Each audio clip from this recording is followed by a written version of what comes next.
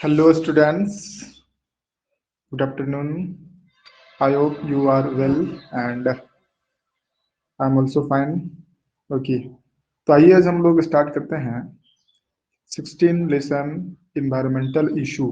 इसके question answer को हम लोग पहले पूरा करेंगे, ठीक है, और इसको अच्छे से समझेंगे और फिर आप इसे लिखने का प्रयास करिए, ठीक है।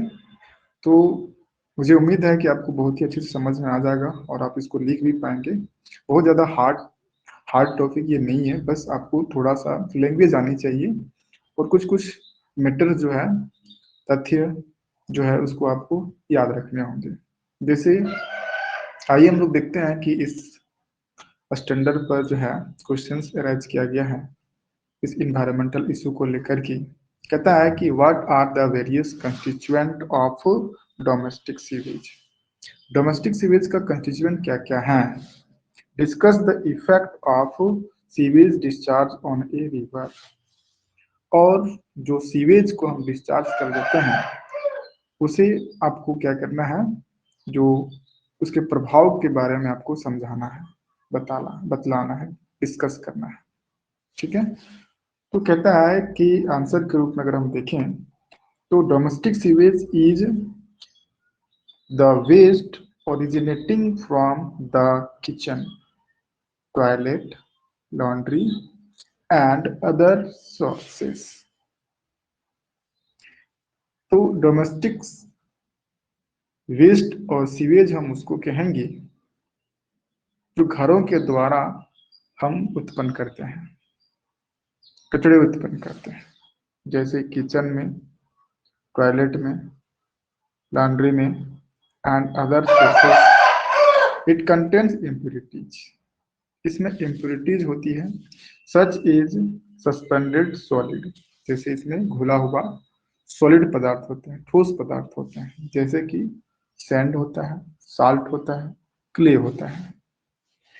फिर कोलोइडल मटेरियल्स होते हैं। जो कोलोइडल मटेरियल्स हम लोग इसको सरफेस केमिस्ट्री में पढ़ रहे हैं लेसन नंबर 5 में, ठीक है। फिर faecal matter, bacteria, plastic and cloth fibre है। डिजोल्व मटेरियल जैसे घुला हुआ पदार्थ, nitrate, phosphate, calcium, sodium, ammonia, ये सभी घुले हुए रहते हैं पानी में, सीवेज में। एंड डिजीज काउजिंग माइक्रोब्स, और इसमें बहुत सारे यानी रोगाणु होते हैं। फिर कहता है कि when organic waste from the sewage enter the water bodies. तो यहाँ पर देखने को कहता है कि जब organic waste from sewage, sewage से जो है organic matter enter the water body, जल में ये बड़े बड़े संग्रहालय में ये जाकर के प्रवेश कर जाता है, जैसे डैम हो गया, बड़े बड़े बड़े तालाब हो गए, उन सभी में जाकर के संग्रह हो जाता है। It serve as a food source for micro organism. तो उस पानी में जो माइक्रो ऑर्गेनिजम्स होते हैं उसके लिए ये एक भोजन का स्रोत बनता है। Such is algae and bacteria, जैसे कि एल्गी और बैक्टीरिया होते हैं। इज ए रिजल्ट, और इसके परिणामतः the population of these micro organisms in the water body increases. और इसके कारण से, इसके परिणाम से, यानी माइक्रो ऑर्गेनिज्म जो सूक्ष्म जीव हैं उन सभी जीवों का पॉपुलेशन यानी संख्या भारी मात्रा में बढ़ जाता है इसी वाटर बॉडीज में। Here they utilise most of the dissolve oxygen, और जो पानी में घुला हुआ ऑक्सीजन जो होता है इसको ये यूटिलाइज कर लेते हैं फॉर देयर मेटाबॉलिज्म, ताकि अपना ये भोजन तथा अपना जो दिनचर्या कार्य है उसके लिए, ठीक है। This result in an increase in the level of biological demand, oxygen demand. और इस प्रकार से जब ऑर्गेनिजम्स अपना रेस्पिरेशन करना शुरू कर देते हैं, सूक्ष्म जीव जो होते हैं वो रेस्पिरेशन करना शुरू कर देते हैं, माइक्रोब्स वगैरह, तो वहां पर ऑक्सीजन की मात्रा यानी डिमांड जो है बढ़ जाती है। मतलब उस समय जितने ज्यादा माइक्रोब्स होंगे उतना ही अधिक ऑक्सीजन का पूर्ति करने के लिए मांग करेंगे। ठीक है, जिसके कारण से उसी वर्ड को हम कहते हैं बायोलॉजिकल ऑक्सीजन डिमांड। बोर्ड के नाम जानेंगे, BOD। इन रिवर वाटर, ये नदियों में हो सकता है, डैमों में हो सकता है। And result in the death of aquatic organisms, और इसी के परिणामतः जलीय जीवों का मृत्यु होना प्रारंभ हो जाता है और मर जाता है। ठीक है, फिर क्या कहता है कि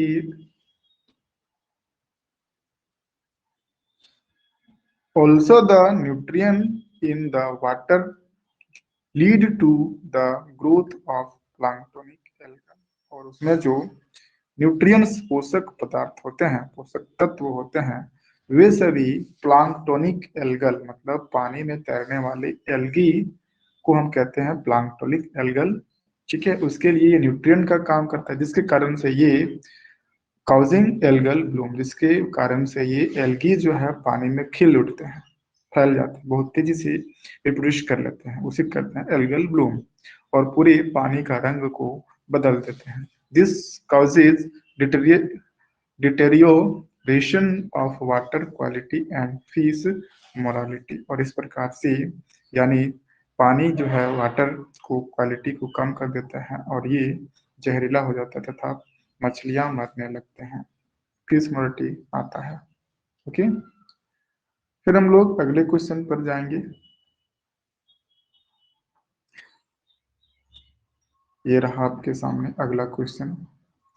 तो यहाँ पर देखिए सवाल क्या कह रहा है कि list all the wastes that you generate, उन सभी वेस्ट का लिस्ट बनाइए जो आप जनरेट करते हैं, उत्पन्न करते हैं। कहाँ पर? जैसे एट होम पर, स्कूल पर, और during your trips to other places. जैसे कि आप घरों में जो वेस्ट को उत्पन्न करते हैं, स्कूल में उत्पन्न करते हैं, ड्यूरिंग योर ट्रिप्स, और जैसे ट्रिप्स का मतलब ये हुआ कि कहीं अदर जगह पर पिकनिक वगैरह के लिए जाते हैं, तो एक जगह से दूसरी जगह पर ट्रिप कर जाते हैं, तो उन जगहों पर भी आप कचरे फैला करके आ जाते हैं। तो उसी को कह रहा है कि could you very easily reduce, क्या इन सभी कूड़े कचरे को आप कम कर सकते हैं आसानी से? विच वुड बी डिफिकल्ट, और इनमें से कौन डिफिकल्ट है, और rather than impossible to reduce, और ये क्या असंभव है कम करना?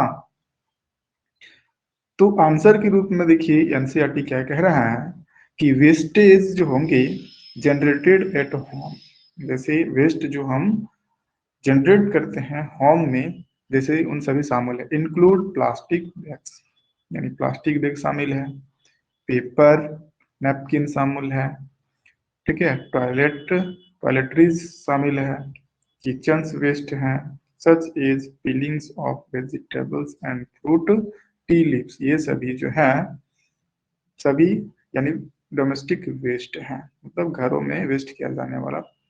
ठीक है, डोमेस्टिक सीवेज, जैसे घरों से दूषित पानी को सीवेज कहते हैं, तथा कुछ ग्लास, टूटे फूटे ग्लास होते हैं। ठीक है, फिर है वेस्ट जनरेटेड, जो वेस्ट को जनरेट करते हैं, include waste paper, plastic, vegetable and fruit peels, food wrappings and sewage etcetera. ये सभी आप यानी स्कूलों में ये सभी वेस्ट का उत्पन्न होता है। फिर है वेस्ट जनरेटेड एट ट्रिप्स और पिकनिक्स, जैसे कुछ ट्रिप्स में जाते हैं तो एक जगह से दूसरी जगह जाते हैं, वहां भी वेस्ट को आप यूज करते हैं, include plastic, paper, vegetable and fruit. उनमें से शामिल है जैसे प्लास्टिक, पेपर, वेजिटेबल और फ्रूट्स पिल्स हैं, है ना, डिस्पोजल कप हैं, ग्लास हैं, ठीक है, प्लेट्स हैं, स्पून्स हैं, ये सभी इत्यादि एटसेट्रा जो है, इन सभी को आप यानी वेस्ट के रूप में फेंक देते हो।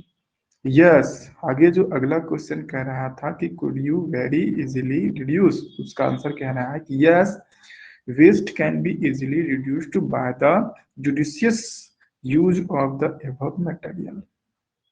जुडिशियस यूज पर मतलब न्यायिक रूप से अगर हम प्रयोग करते हैं किसी भी चीज को, तो हम यानी वेस्ट जो होते हैं उस वेस्ट को कम कर सकते हैं। Wastage of papers can be minimised, यानी पेपर की जो वेस्टेज है, दुरुपयोग है, उसको कम कर सकते हैं, मतलब पेपर के कूड़े कचरे को कम कर सकते हैं by writing on both side of the paper. कैसे कम कर सकते हैं? पेपर के दोनों साइड लिखने से एक ही पेपर का प्रयोग किया जा सकता है, जबकि अगर हम एक साइड लिखते हैं तो दो पेपर यूज होगा और ये पेज का हनन होगा। ठीक है, तो इसलिए हम क्या कर सकते हैं कि पेपर को दोनों साइड लिखने का प्रयास करें।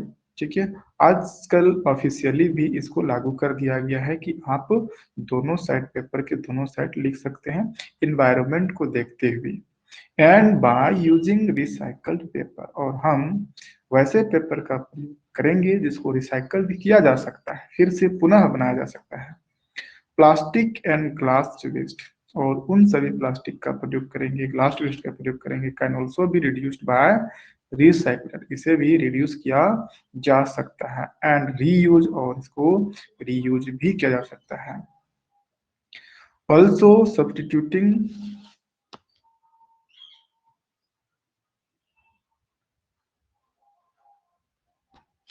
देखिए क्या कह रहा है कि also substituting plastic bags with biodegradable jute bags, यानी हम सब्स्टिट्यूट करेंगे, मतलब उसके जगह पर, यानी प्लास्टिक बैग्स की जगह पर हम बायोडिग्रेडेबल जूट बैग्स का प्रयोग कर सकते हैं।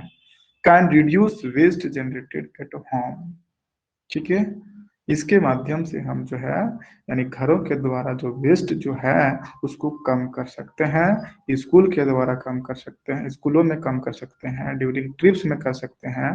ठीक है, फिर है domestic sewage can be reduced by optimising the use of water while bathing. और डोमेस्टिक सीवेज जो है, जैसे घरों में सीवेज का मतलब दूषित पानी, ठीक है, दूषित पानी को कम कर, मतलब दूषित पानी को मतलब डोमेस्टिक सीवेज, यानी प्रदूषित पानी को कम कर सकते हैं। यानी अगर हम पानी की मात्रा को कम कर दें बाय ऑप्टिमाइजिंग, यानी उतना ही, ऑप्टिमाइजेशन का मतलब होता है उतना ही पानी का आवश्यकता किया जाए जितना हमें प्रॉपर आवश्यक हो। The use of water while bathing, जैसे हम नहाने के लिए हम उतना ही पानी का प्रयोग करें जितना प्रॉपर हमें चाहिए, कुकिंग के लिए जितना चाहिए, and other house hold activities के लिए जितना चाहिए उतना ही पानी का प्रयोग करेंगे, जिससे यानी सीवेज, यानी डोमेस्टिक सीवेज कम किया जा सकता है। ठीक है, आगे कहता है कि non biodegradable waste such is plastic, metal, broken glass etcetera are difficult to decompose because micro organisms do not have the ability to decompose them. कहता है कि जितने भी नॉन बायोडिग्रेडेबल वेस्ट होते हैं, जैसे प्लास्टिक होते हैं, मेटल्स होते हैं और ब्रोकन ग्लास होते हैं, टूटे शीशे होते हैं, ठीक है, उन सभी को डिकम्पोज करना माइक्रो ऑर्गेनिज्म के द्वारा ये इम्पॉसिबल है, उसके द्वारा ये क्षमता नहीं होता है कि ये इसको डिकम्पोज कर सकता है। तो इन सभी का हम अलग, यानी डस्टबिन बना करके उसको गड्ढों में डाल सकते हैं, जिससे यानी वेस्ट जो है खुले मैदान में कम हो सकता है। Okay, thank you students. तो आज हम लोग यहीं तक रखते हैं, फिर अगले क्लास में हम लोग आगे बढ़ेंगे।